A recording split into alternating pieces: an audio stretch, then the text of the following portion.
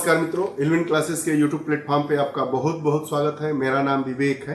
अगर आप सब्जी लाने जाते हैं, किराने की दुकान पर जाते हैं, तो आप देखेंगे कि मुख्य तौर पर सभी सब्जियों के भाव बढ़ गए हैं, लेकिन जो सभी सब्जियों के लिए राजा माना जाता है, प्याज और टमाटर और खाद्य पदार्थों की कीमतों में बहुत तेजी से वृद्धि हो रही है। और यह कहा जा रहा था कि यह वृद्धि क्षणिक है, इसके बाद इस वृद्धि को कम कर दिया जाएगा, लेकिन इसमें सत्यता दिखाई नहीं पड़ रही है। आरबीआई का लेख इस पर आया है, उसी लेख को ध्यानगत रखते हुए इस कक्षा को फ्रेम किया गया है। आइए वीडियो सेशन की कक्षा के टाइटल को समझते हुए हम पूरी खबर को ध्यान से पढ़ेंगे और जानेंगे कि इसके कारण के पीछे क्या है। क्यों आरबीआई ने रेपो रेट को नहीं बढ़ाया, रेपो रेट से क्या बाजार पर भी कुछ असर पड़ता है, महंगाई पर भी असर पड़ता है या नहीं, उसको भी जानेंगे। और साथ में यह भी जानेंगे कि क्या सब्जियों के भाव, खाद्य पदार्थों के भाव बढ़ जाने से, उनकी कीमत बढ़ जाने से क्या मजदूरी और किराए में भी बढ़ोतरी संभव है, ऐसा है या नहीं है, इस पर भी हम बात कर लेंगे। तो आइए टाइटल को समझते हैं कि क्यों बढ़ रहे हैं प्याज टमाटर के। हमारी जो वीडियो सेशन होगा उसमें चर्चा के पक्ष होंगे, खबर क्या है, आरबीआई और खाद्य मुद्रा स्फीति की भी बात करेंगे और खाद्य मुद्रा स्फीति के कारणों को भी हम जानेंगे। खबर को जानेंगे कि महंगी सब्जियां ही महंगी नहीं हुई है, उसके साथ साथ अनाजों और फलों के कारण भी भारतीय उपभोक्ताओं द्वारा भुगतान की जाने वाली खाद्य कीमतों में वृद्धि की गई है। जो भारतीय उपभोक्ता है, जिसके लिए भुगतान करते हैं, वो वैसे खाद्य पदार्थों की कीमतों में बेतहाशा वृद्धि हो गई है।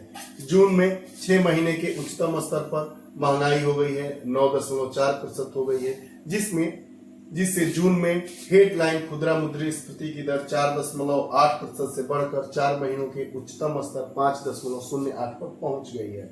हेडलाइन खुदरा मुद्रास्फीति दर क्या होती है? इसमें ऊर्जा और खाद्य होता है, उन संसाधनों को भी जोड़ा जाता है और इस प्रकार यह मुद्रास्फीति को निकाला जाता है।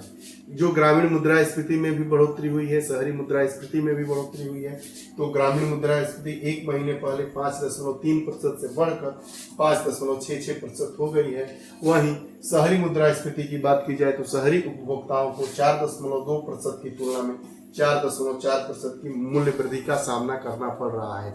अर्थात जो खाद्य पदार्थों में वृद्धि हुई है वह सिर्फ ग्रामीण स्तरों तक ही सिमट कर नहीं रह गई है, शहरों में भी इस वृद्धि को देखा जा रहा है। और इसकी वृद्धि के पीछे मुद्रास्फीति को हम देखकर समझ सकते हैं कि मुद्रास्फीति की दर में भी वृद्धि हुई है, घटोतरी नहीं हुई है। अगर मुद्रास्फीति की दर में कमी होती तो शायद खाद्य पदार्थों की और सब्जियों के भाव कम होते, लेकिन ऐसा नहीं। भारत को 9.55% की उच्च खाद्य मुद्रास्फीति का सामना करना पड़ा है, जबकि उनके ग्रामीण साथियों के लिए 9.2% यह थी।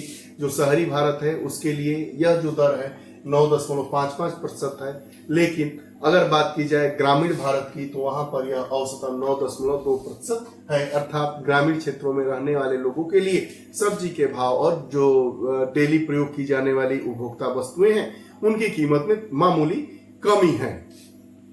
अब आरबीआई और खाद्य मुद्रास्फीति के बारे में बात कर लेते हैं। आरबीआई का एक लेख आया है, उसी पर यह आधारित है कि खाद्य कीमतों का दबाव बढ़ने से ऐसा नहीं है कि खाद्य कीमतों का दबाव बढ़ेगा और स्थितियां सामान्य रहेगी, नहीं, इससे मजदूरी भी बढ़ेगी। खाद्य कीमतों में वृद्धि होगी तो उसका असर किस पे पड़ेगा? मजदूरी पर पड़ेगा, किराए पर बढ़ेगा। आप ई रिक्शा से जाते हैं, अगर कहीं का किराया 10 रुपया है तो यह लाजमी है कि वह 15 रुपया होगा। क्यों? मजदूरी पर भी बढ़ेगा, क्योंकि वह मजदूर, उसकी सीमित आय है और बढ़ती हुई वस्तुओं को वह कैसे खरीद पाएगा, इसलिए वह मजदूरी भी बढ़ना लाजमी है। यह हम नहीं, यह आरबीआई का लेख बता रहा है। और यह बात अगर आप सामान्य तौर पर समझे, सोचे और परिस्थितियों को आत्मसात करें तो ऐसी स्थितियां हो सकती है, यह कोई बहुत बड़ी बात नहीं है। लेख में यह भी कहा गया है कि यह तर्क की खाद्य कीमतों में वृद्धि अस्थायी है। यह भी कहा गया था कि तर्क दिया गया था अभी कुछ लोगों के द्वारा कि जो खाद्य कीमतें हैं उसमें जो वृद्धि हो रही है वह अस्थायी है, मतलब कुछ ही दिनों के लिए है। यह बिल्कुल ही गलत है, ऐसा हम नहीं, आरबीआई का लेख बता रहा है। और यह लेख पिछले 1 साल के अनुभव के आधार पर इसको बनाया गया है। 1 साल में हमने विभिन्न भारत के हिस्सों में सब्जियों के और उपभोक्ता वाली जो वस्तुएं हैं, खाद्य वस्तुएं हैं, उनकी कीमतों में जो बढ़ोतरी हुई है उसको ध्यान में रखते हुए यह बातें आरबीआई ने अपने लेख में साझा किया है। आरबीआई उच्च खाद्य मुद्रास्फीति पर चिंता जता रहा है और स्थिति के मार्ग को भी पटरी से उतार सकता है। जो उच्च मुद्रास्फीति है वह अस्फीति को भी पटरी के मार्ग से उतार सकता है, अर्थात जो महंगाई में कमी होनी चाहिए वह नहीं भी हो सकती है। अर्थात खाद्य मुद्रास्फीति की चिंताओं के कारण पिछले 16 महीनों में रेपो दर प्रमुख नीति दर को 6.5% पर भी अपरिवर्तित। यही कारण है कि आरबीआई के द्वारा रेपो दर को पिछले 16 महीनों से नहीं परिवर्तित किया गया है। अब रेपो दर क्या होता है? रेपो दर सामान्य भाषा में रेपो दर वह दर होता है जिस पर वाणिज्यिक बैंकों को आरबीआई उधार देता है, लोन देता है।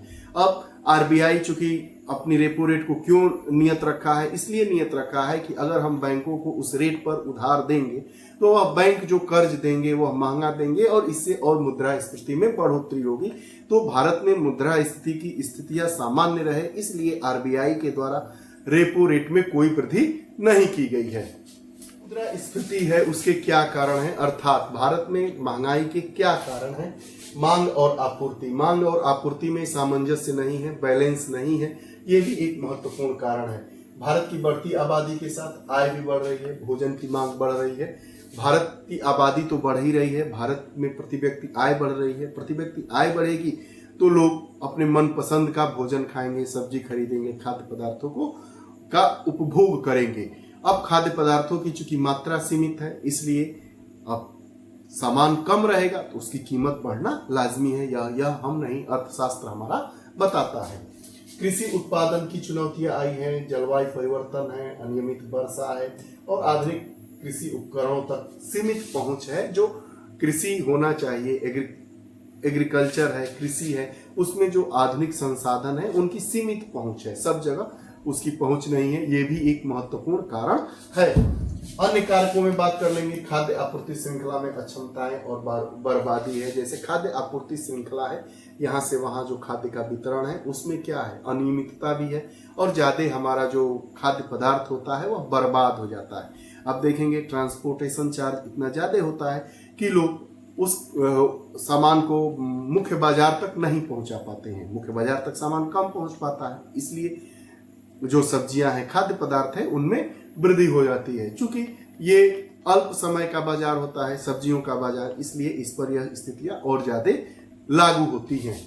विश्व बैंक यह कहा है कि भारत अपनी खाद्य उपज का लगभग 40% फसल के बाद के नुकसान के कारण खो देता है। विश्व बैंक का यह आंकड़ा है कि मान लीजिए कि भारत में 100 किलो अनाज हुआ तो फसल आ गया, उसके बाद 100 किलो अनाज के बाद वह 40% अर्थात 40% फसल का अन्न उत्पादन उसका बर्बाद हो जाता है और बचता कितना है, 60 किलो। यह भी एक बहुत मुख्य कारण रहा है। और साथ ही साथ भारत की आयात पर निर्भरता है, अर्थात भारत दूसरे देशों से खाद्य पदार्थों को मंगाता है, जो इसकी निर्भरता है। और यही भी एक मुद्रास्फीति और भारत में बढ़ती खाद्य पदार्थों और सब्जियों की कीमतों पर भी लागू होता है और वो भी एक इसका कारण हो सकता है। खाद्य तेलों और दालों जैसे कुछ आवश्यक पदार्थों को भारत आयात करता है।